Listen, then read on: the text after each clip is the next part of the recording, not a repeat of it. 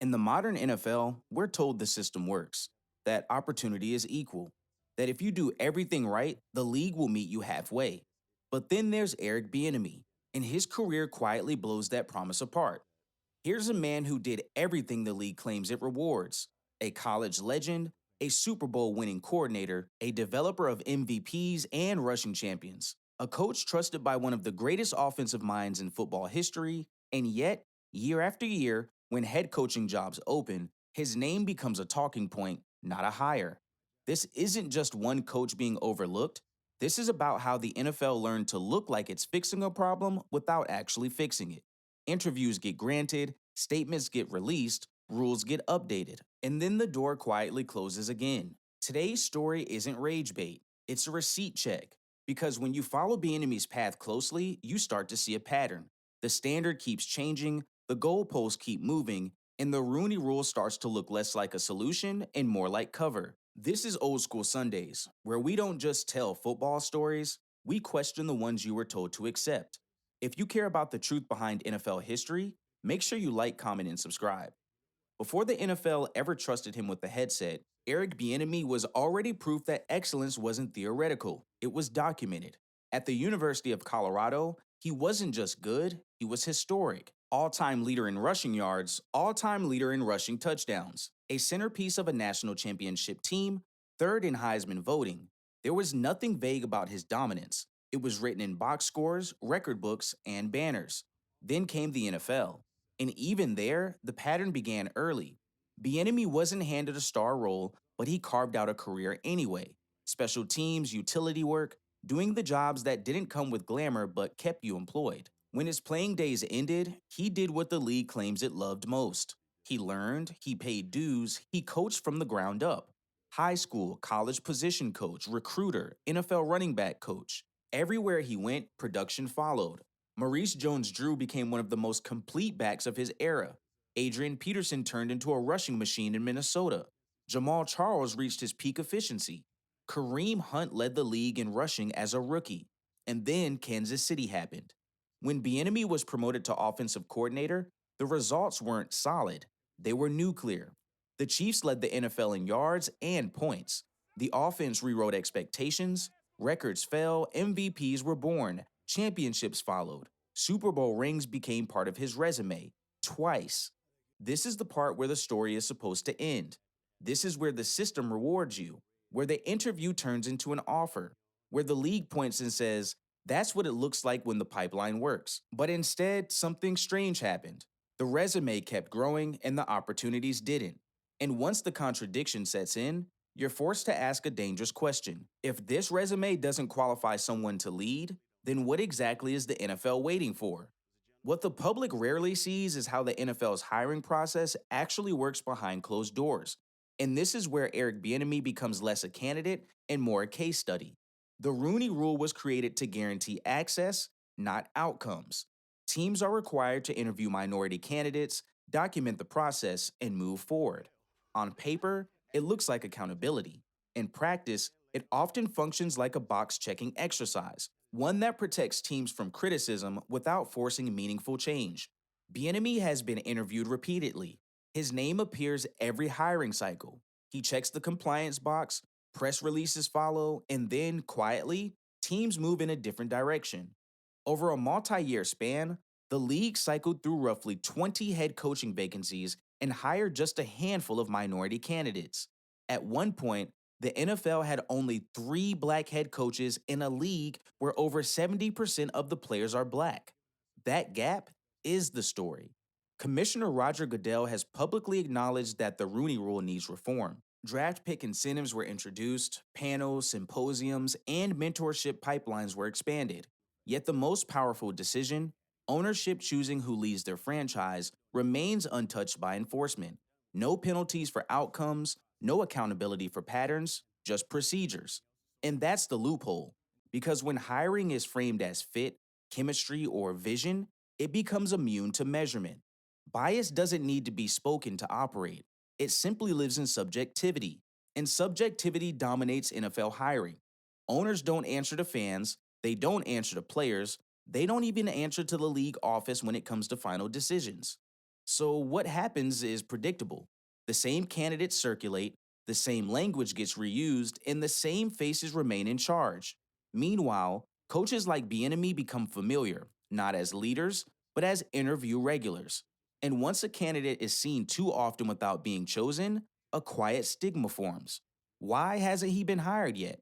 What do others know that we don't? That's how opportunity turns into suspicion. At that point, the Rooney Rule hasn't failed accidentally, it has succeeded at what it actually does best, creating the appearance of fairness while protecting a system that rarely has to prove it. At a certain point, the conversation around Eric Bieniemy quietly shifted. It stopped being about production, it stopped being about rings, and it stopped being about results. Instead, new questions began to surface. Questions that didn't exist until he was already doing the job at the highest level. First came the whisper: he really doesn't call plays. Never mind that play calling has never been a prerequisite for head coaching success. Never mind that several head coaches were hired without ever calling plays at all. The narrative stuck anyway, and it followed him into every interview room. So Bieniemy did what critics said he needed to do. He left the safest job in football. He stepped out from under Andy Reid's shadow. He went to Washington and took full control of an offense, full play calling, full responsibility, no buffer, no shared credit. That move was supposed to end the debate. Instead, it created a new one. Washington struggled, the roster was flawed, the quarterback situation was unstable. The record was ugly, and suddenly the conversation flipped again. From he hasn't shown enough autonomy to why didn't he fix everything immediately? The margin for error vanished. Other coaches are allowed to fail upward, given grace years, reframed as culture builders or longtime thinkers. Bieniemy wasn't afforded that luxury. One rough season became a referendum, not just on his coaching, but on whether he ever belonged in the conversation at all. Then came UCLA, another step back into autonomy, another attempt to prove leadership outside the NFL machine, another short leash. When it ended, the narrative hardened. See, maybe there's a reason. But here's the problem: the standard never stops moving. When he succeeds, it's because of the people around him. When he struggles, it's treated as confirmation. When he adapts, the bar shifts again. That's not evaluation, that's filtration. And filtration is how systems quietly decide who gets to lead and who keeps being tested until the answer becomes no. By now, the resume isn't being questioned because it's incomplete, it's being questioned because it refuses to disappear. And in a league built on control, that kind of persistence makes people uncomfortable. By the time Eric Bieniemy had checked every visible box, the scrutiny moved somewhere else, into area the league never clearly defines, never documents, and never has to defend. This is where leadership profile enters the room. NFL owners don't hire head coaches the way fans think they do. Resumes matter, but comfort matters more. Owners and billionaires, CEOs, inheritors of family empires. When they sit across from a candidate, they're not just asking, can this guy coach? They're asking, does this feel like someone I trust to represent me? That's not football evaluation, that's corporate instinct. And instinct is where bias lives best. Words like presence, gravitas, commanding the room, and CEO type start getting used. None of those are measurable. None of them are applied evenly. And none of them are challenged publicly. A coach can be brilliant on film and flawless on the field, yet quietly labeled not quite the right fit. This is also where networking becomes decisive. Many hires are decided before interviews even begin. Back channel calls, long standing relationships, familiar coaching trees. When a candidate isn't deeply embedded in ownership social circles, the interview becomes confirmation, not consideration. Add another layer: timing. Super Bowl coordinators often interview late, miss early hiring windows, and are seen as less available. Teams want immediacy, they want control. If two candidates are close on paper, the tie goes to the one who can start tomorrow. Then there's history. Old incidents, old mistakes, long since revolved, suddenly resurface, not as disqualifiers, but as quiet hesitations. And while the league insists conduct standards apply equally, patterns suggest some candidates are allowed reinvention while others are permanently branded. None of this violates the Rooney Rule. That's the point. The rule governs access, not judgment. It can't regulate comfort, it can't audit instinct, it can't police who an owner imagines running his building. So when fans ask why hasn't he been hired yet, The real answer isn't something that shows up on a resume, it's something far harder to prove and far easier to deny. By this stage, the league's defense becomes familiar, progress takes time, and on the surface, there are numbers that appear encouraging. More minority coordinators, more black general managers, new initiatives, new language, new committees. The NFL points to the pipeline and says, look, it's working. But pipelines don't matter if the gate stays closed. The Rooney Rule was never designed to challenge ownership power. It was designed to soften criticism. It guarantees interviews, not intent. And intent is the only thing that actually leads to hiring. When teams already know who they want, the interview becomes ceremonial, a step in a process whose outcome is pre-decided. That's why the league can claim improvement while outcomes stay largely the same.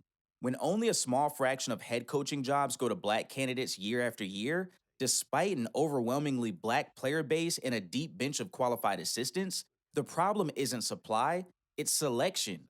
And the Rooney Rule doesn't touch that part of the equation. What makes Bieniemy's case uncomfortable is that he exposes the contradiction too clearly. If the league says it wants offensive innovation, he has it. If it says he wants leadership, players and peers vouch for it. If it says it wants experience, his resume spans every level of football. So the conversation has to drift elsewhere, toward ambiguity, towards intangibles, toward patience. And patience is always asked of the same people. The NFL doesn't need to openly discriminate for inequality to persist. It just needs to keep relying on subjective criteria while celebrating procedural wins. As long as interviews happen, the league can say the system functioned, even when the result never changes. That's why calling the Rooney Rule propaganda isn't about dismissing its intention, it's about acknowledging its effect. It creates insulation, it absorbs criticism, and it allows the league to point to effort instead of accountability. Eric Bieniemy didn't fail the system successfully avoided confronting itself. And once you see that, his story stops being about when he'll get a job and starts being about why the league is so comfortable explaining why he hasn't. Here's the twist that exposes the whole contradiction. After all the interviews, after the debates, after the questions about autonomy, leadership, fit, and readiness, Eric Bieniemy ended up right back where the league insists he belongs, running one of the most powerful offenses in football. Kansas City didn't move on from him because he couldn't coach. They didn't sideline him because the game passed him by. They brought him back because they trust him, because they value him, because when winning matters most, he's still one of the safest bets in the league. That detail matters. It means the NFL's most successful organization sees him as essential, but the broader hiring market keeps treating him as optional. That's not coincidence, that's compartmentalization. The league is comfortable with black excellence as long as it stays within certain lanes. Coordinator, developer, lieutenant, not always the final authority. And that's the real outcome of the Rooney Rule era. The rule didn't create a pipeline to power, it created a ceiling with better lighting. Candidates are more visible than ever, but visibility without authority changes nothing.